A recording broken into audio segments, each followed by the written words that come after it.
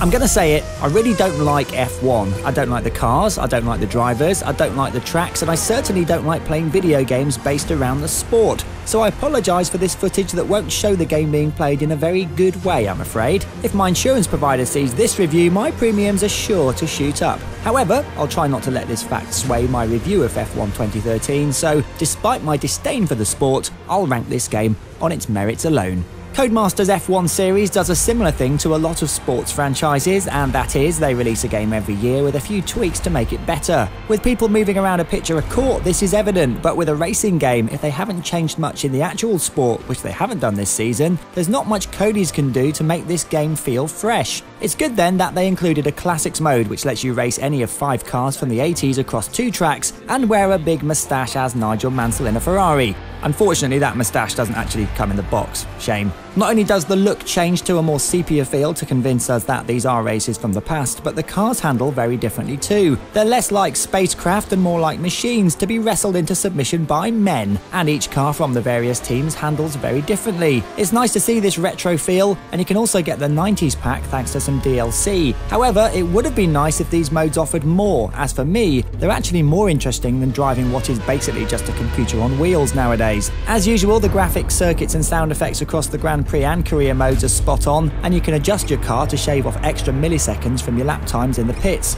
You'll also incur penalties for unsportsmanlike driving or be disqualified or have time added onto your race for cutting corners. And it's this behave yourself attitude that bores me and frustrates me as well. It's not really a fault of the game, more of the pitfalls of making a simulation of a sport I find to be far too clinical in the first place. If you're really into F1, you're going to see this as an essential purchase. However, if you do have the 2012 game, it's best to consider how much you're willing to spend on what is essentially just a new classic game mode from the 80s and from the 90s if you also buy the special edition. If the answer isn't $40 or more, I wouldn't bother. F1 2013 gets 7 out of 10. Gamesweasel.